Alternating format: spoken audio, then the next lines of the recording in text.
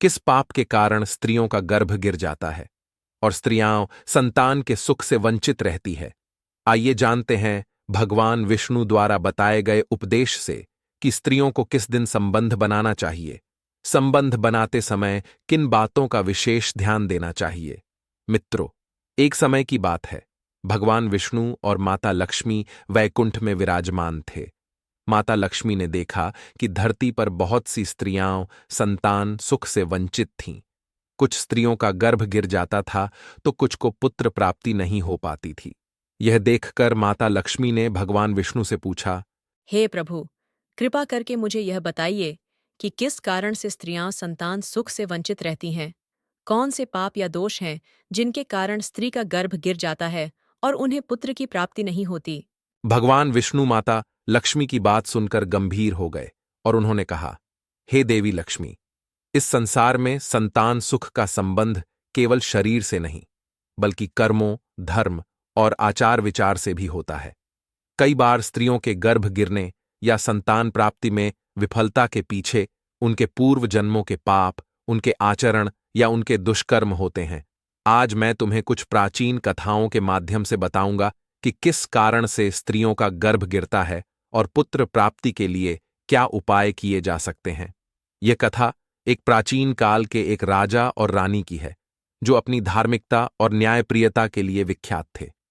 राजा का नाम चंद्रकेतु और रानी का नाम सुवर्णा था। उनके राज्य में सभी लोग सुखी और संपन्न थे, लेकिन उनकी एक बड़ी चिंता थी, उनके घर में कोई संतान नहीं थी। राजा रानी ने वर्षों तक कई यज्ञ, पूजा पाठ और व्रत किए, परंतु संतान प्राप्ति नहीं हो सकी। रानी सुवर्णा बहुत व्याकुल थीं और राज्य के सभी ऋषि मुनियों से संतान प्राप्ति के उपाय पूछने लगीं, लेकिन कोई भी उपाय सफल नहीं हुआ। उनके मन में निराशा घर करने लगी। एक दिन जब रानी अत्यंत दुखी थीं, उन्होंने भगवान विष्णु की पूजा आरंभ की और उनसे संतान सुख का वरदान मांगा। भगवान विष्णु उनकी सच्ची भक्ति से प्रसन्न हुए और उनके सामने प्रकट हुए।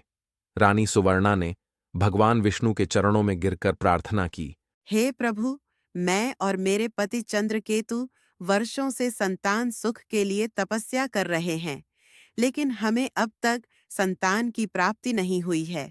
कृपा करके हमें इसका कारण बताइए और संतान प्राप्ति के उपाय बताइए। भगवान विष्णु ने रानी की प्रार्थना सुनी और बोले, हे रानी सुवर्णा, तुम्हारे संतान न होने का कारण तुम्हारे पिछले जन्मों के कर्म और कुछ पाप हैं, लेकिन मैं तुम्हें इसका समाधान बताऊंगा। ध्यानपूर्वक सुनो।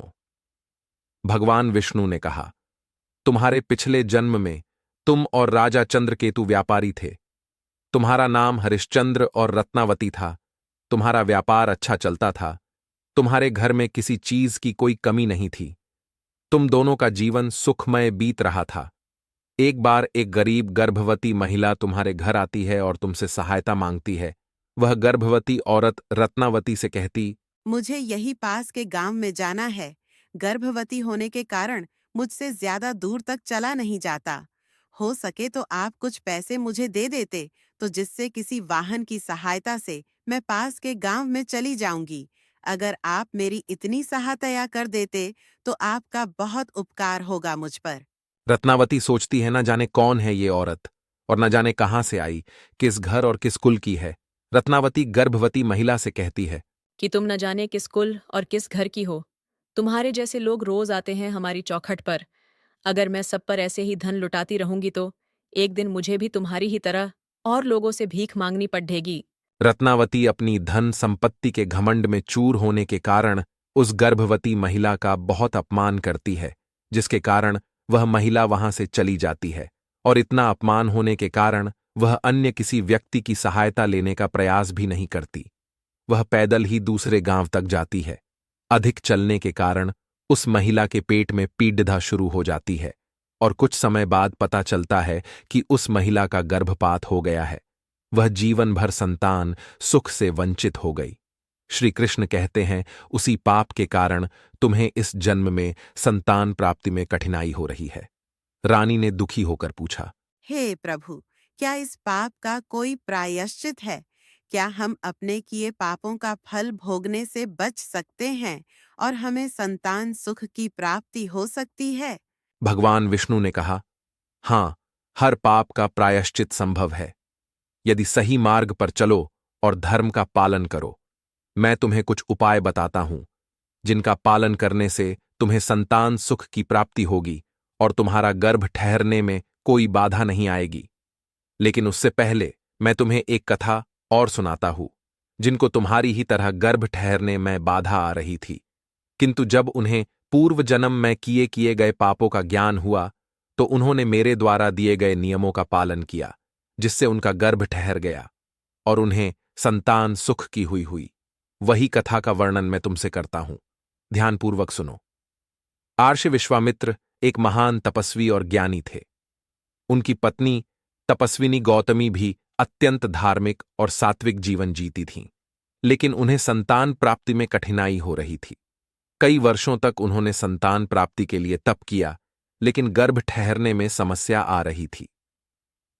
प्राचीन समय की बात है, एक जंगल में आर्ष विश्वामित्र और उनकी पत्नी रहती थीं।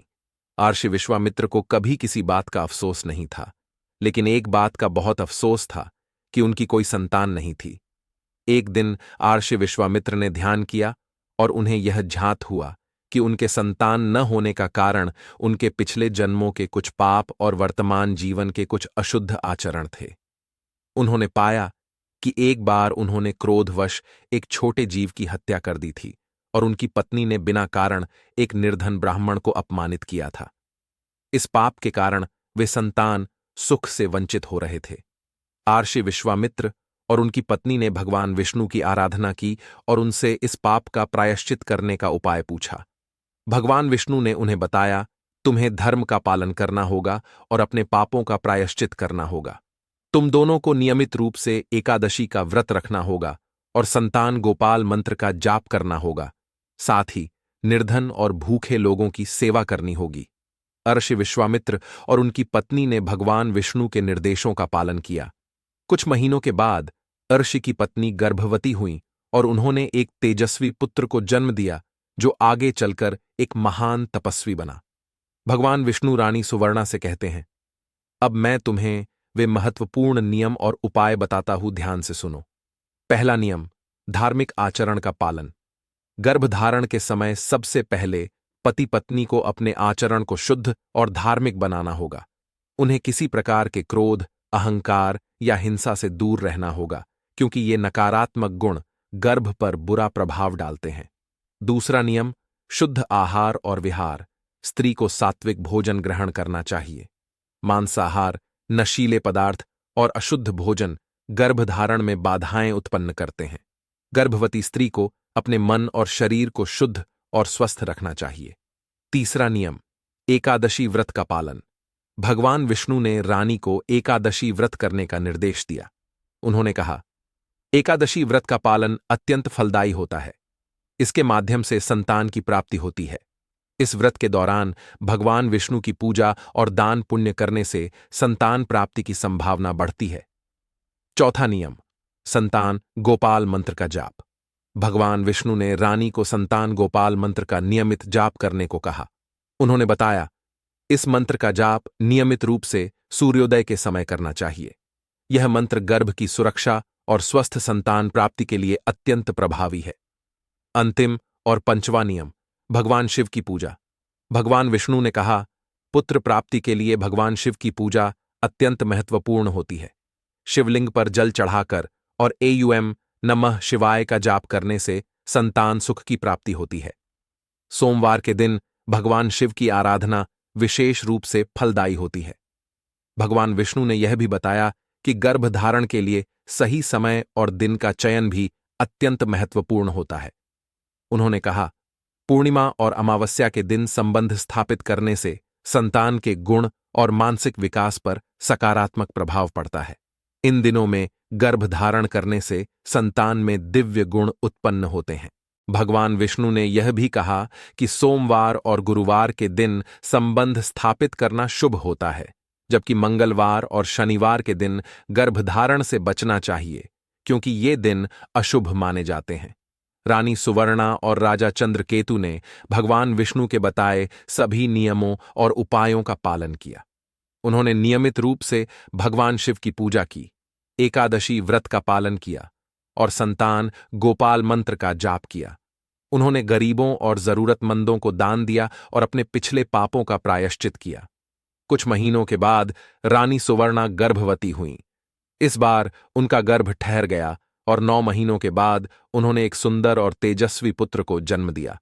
उस पुत्र का नाम वासुदेव रखा गया, जो आगे चलकर एक महान और धर्मनिष्ठ राजा बना। राजा चंद्रकेतु और रानी सुवर्णा ने भगवान विष्णु का धन्यवाद किया और अपनी संतान के साथ सुखमय जीवन बिताया। उन्होंने अपने राज्य में धर्म, न्याय और सत्य का पालन किया और हमेशा गरीबों और जरूरतमंदों की सहायता की। भगवान विष्णु के उपदेश सुनने के बाद माता लक्ष्मी संतुष्ट हो गईं। उन्होंने कहा, हे स्वामी, आपके इन उपदेशों से संसार की स्त्रियां संतान सुख प्राप्त कर सकेंगी और उनके गर्भ सुरक्षित रहेंगे।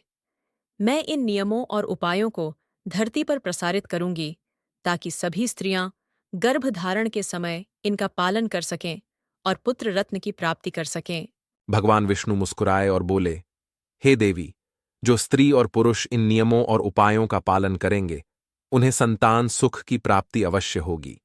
गर्भधारण के समय शुद्ध आचरण, धर्म का पालन और सही समय का ध्यान रखना आवश्यक है। यही इस संसार के सृष्टि के नियम हैं, जो अनादिकाल से चले आ रहे हैं। इस प्रकार भगवान विष्णु ने माता लक्ष्मी को गर्भधारण के नियम, गर्भ गिरने के कारण और पुत्र प्राप्ति के उपायों का विस्तार से ज्ञान प्रदान किया। यह कथा यह संदेश देती है कि जीवन में शुद्धता, धर्म और सही आचरण का पालन करने से ही संतान सुख की प्राप्ति हो सकती है और पापों का प्रायश्चित कर जीवन को संतान सुख के योग्य बनाया जा सकता है। मित्रों, आपको हमारे द्वारा दिखाई गई कथा कैसी लगी? कमेंट अवश्य बताएं। वीडियो को लाइक और शेयर